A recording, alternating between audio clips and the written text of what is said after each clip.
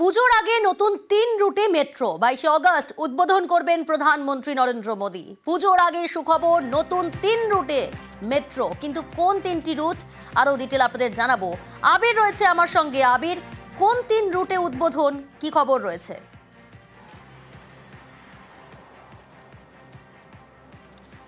দেখো, 3টে রুটের একটা হচ্ছে, আমরা জানি যে এই মুহূর্তে গড়িয়া থেকে রুবি পর্যন্ত একটি মেট্রো চলে।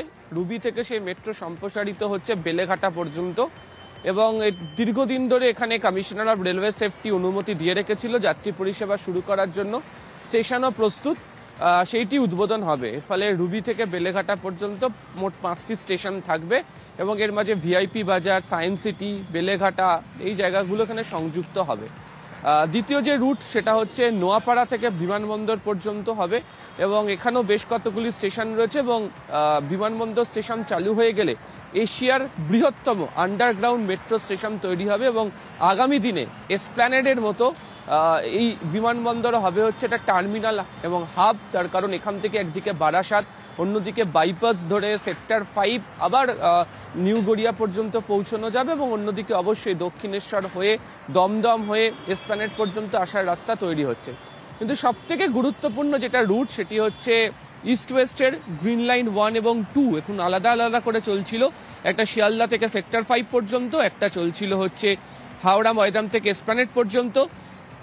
শিয়ালদা এবং এসপ্ল্যানেড সংযুক্ত হতে চলেছে, ফলে প্রচুর মানুষের তথ্য প্রযুক্তি তালুক সেক্টর 5 বা সল্টলেকে পৌঁছানোর জন্য, বা হাওড়া থেকে ফুলবাগান শিয়ালদাহ পর্যন্ত পৌঁছতে গেলে যে বিস্তর অসুবিধার মধ্যে পড়তে হতো, সেই সমস্যা মিটতে চলেছে।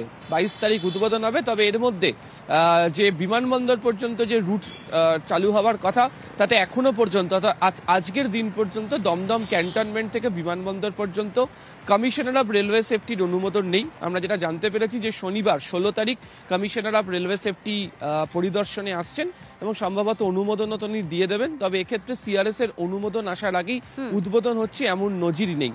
তবে মানুষ খুশি, তার কারণ হচ্ছে দীর্ঘদিন ধরেই তাদের দাবি ছিল যে ইস্ট ওয়েস্টের হাওড়া ময়দান থেকে সল্টলেক পর্যন্ত সম্পূর্ণ পরিষেবা চালু করে দেওয়া হোক। বউবাজার সমস্যা অনেকদিন আগেই মিটে গিয়েছে, অনেকদিন আগেই বাকি কাজও শেষ হয়ে গিয়েছে।